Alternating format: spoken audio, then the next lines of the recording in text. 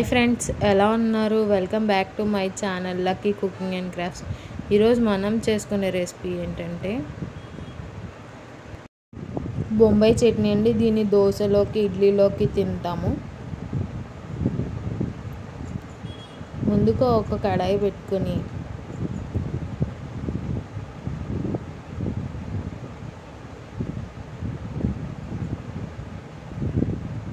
దాంట్లో ఒక 3 spoons oil add చేసుకొని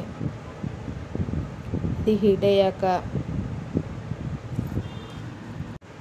కొంచెం పచ్చిశనగపప్పు, కొంచెం మినప్పప్పు, జీలకర్ర, ఆవాలు, కరివేపాకు, ఎండుమిరపకాయలు వేసుకుని బాగా వేపుకోవాలండి. అవి బాగా ఎగాక ఈలోపు కొంచెం చింతపండు నానబెట్టుకోవాలండి. చిన్న సైజు నిమ్మకాయ అంత చింతపండు నానబెట్టుకోవాలి.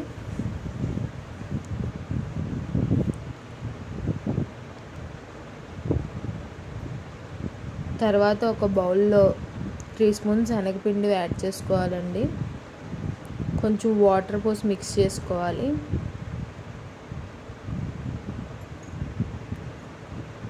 తాలింపు వేగిపోయిందండి. దాంట్లో అల్లం పచ్చిమిరపకాయల పేస్ట్ యాడ్ చేసుకొని బాగా వేపుకోవాలి.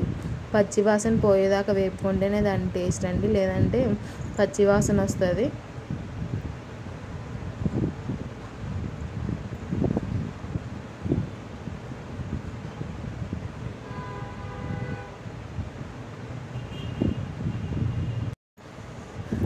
తర్వాత చిన్న సైజు నిమ్మకాయ అంత చింతపండు నానబెట్టాం కదండి, దాని నుంచి వచ్చిన పులుసు ఉంటుంది కదండి, వాటర్, దాన్ని యాడ్ చేసుకోవాలండి. తర్వాత మనకి సరిపడా వాటర్ యాడ్ చేసుకోవాలి. నేనైతే 5 మెంబర్స్కి చేస్తున్నానండి, అందువల్ల 2 గ్లాసెస్ వాటర్ యాడ్ చేసుకున్నాను.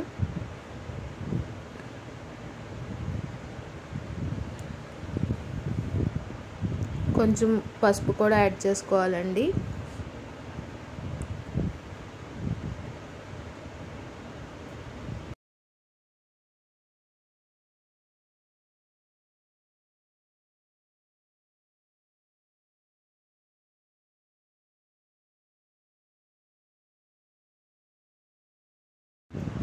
ఆ వాటర్ బాగా మరిగాక కొంచెం సాల్ట్ చూసుకొని మనం కలిపి పెట్టుకున్న శనగపిండి ఉంది కదండి, దాంట్లో యాడ్ చేసుకోవాలి. కలుపుతూ యాడ్ చేసుకుంటే ఉండలు కట్టదండి, లేదా ఉండలు కట్టేస్తుంది.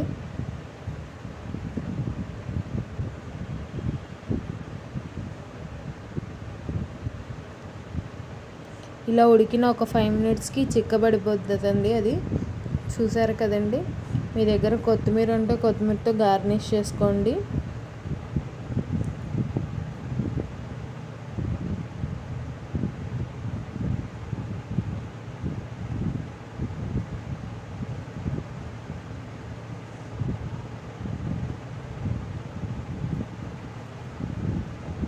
చూసారు కదండి, చిక్కబడిపోయింది. అది చల్లారిపోతే ఇంకా గట్టిగా అయిపోతుందండి.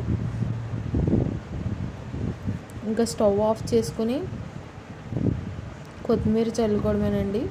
కొత్తిమీర చల్లుకొని వేడివేడిగా ఇడ్లీలోకి, దోశలోకి మనం సర్వ్ చేసుకొని తినచ్చండి. చాలా బాగుంటుంది. ఎప్పుడు వేరుశనగ గుళ్ళు చట్నీ ఇవి కాకుండా ఇలా కూడా ఒకసారి ట్రై చేయండి. ఇలాంటి మరిన్ని వీడియోస్ కోసం మా ఛానల్ని లైక్ చేయండి, షేర్ చేయండి, సబ్స్క్రైబ్ చేయండి. Thank you for watching.